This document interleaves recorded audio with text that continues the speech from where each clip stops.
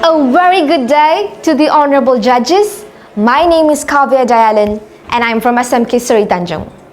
As a student, I really enjoy reading novels from all types of genres such as crime, thriller, horror, comedy, love and etc. But among them, my favorite genre is definitely thriller. And that is why today I am going to review about a book from the thriller section.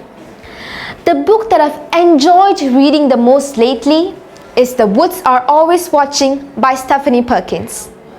There are 221 pages in this book. As I've mentioned, it is a thriller section and this is an abridged version published by the Dutton Books and available at popular bookstore. At first, I was really attracted to the front cover because this book had the dark color, the picture of the woods and the title with dazzling letters. All those really attracted me and made me want to buy it, and I did. So, this story is actually about two best friends, Nina and Josie, who had to separate after their high school life with no choice. Nina will be going to a university at the Southern California, whereas Josie will be studying at the University of North Carolina, Asheville. With a 2,000 mile of distance looming on the horizon, these girls had one last chance to be together. A 3-day hike deep into the woods of Pisgah National Forest.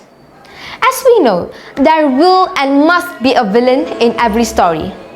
In this story, there were two villains, Willie and Lyman. At some point in this story, these girls had to separate with no choice. In one place, Nina was abducted by Lyman. In another, Josie was sexually abused by Willie. But somehow, these strong girls managed to escape from them and they finally got together. At least now they don't have to face the nightmare all alone. But all of a sudden, something unfortunate happened. The villains caught the girls. The villains caught the girls together. Lyman and Willie were together.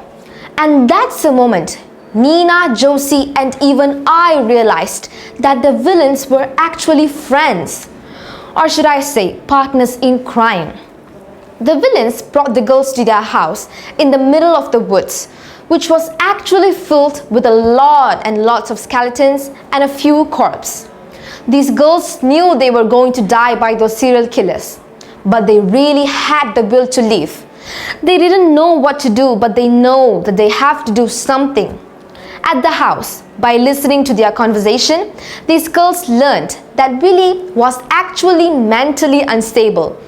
Or we can also say that he's a psycho, whereas Lyman was just a normal human being who listened to every single word of Willie.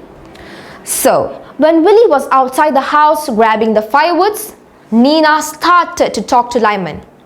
She tried to manipulate him. At first, he didn't fall for her words, but soon he did. She successfully made him think that Lyman is actually a good person and Willie is the one who is actually controlling him. And when Willie got inside the house, Lyman started to talk to him. This conversation soon became an argument and then it soon became a fight. Since the villains were distracted fighting, these girls used that opportunity to untie themselves and then just ran away. That's the moment the villains realized they were actually manipulated by those girls, and then they started to chase the girls too. Fortunately, there was a huge bear with lots and lots of appetite starting to chase those villains. This bear successfully caught Willie and Lyman had to give up on chasing those girls because he had to help his friend. The girls knew nothing that was happening behind their back. They just ran and finally Nina's phone got signal. The first thing she did was to contact the police and she used the map on her phone to get to the car. The girls were finally relieved and then they promised to never go to any woods ever again. I really liked how the writer described every single detail in the story.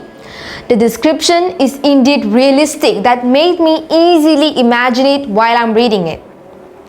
And my favorite character in this story is definitely Nina. That's because I really think I'm talkative just like her, and I also have the ability to manipulate people easily just like she did to Lyman.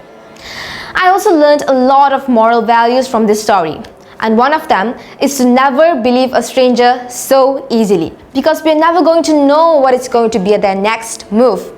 As old saying goes, never judge a book by its cover. Besides that, I also think it is important for people to learn martial arts for their safety nowadays, especially girls. I highly recommend this book to everybody, especially those who love thriller fiction. This book will literally make you to turn the pages at a warp speed while delivering an oddly satisfying uneasiness on what is going to happen next. This book is such an amazing and a moving story with a lot of turning points, which can actually teach us many life lessons. Thank you.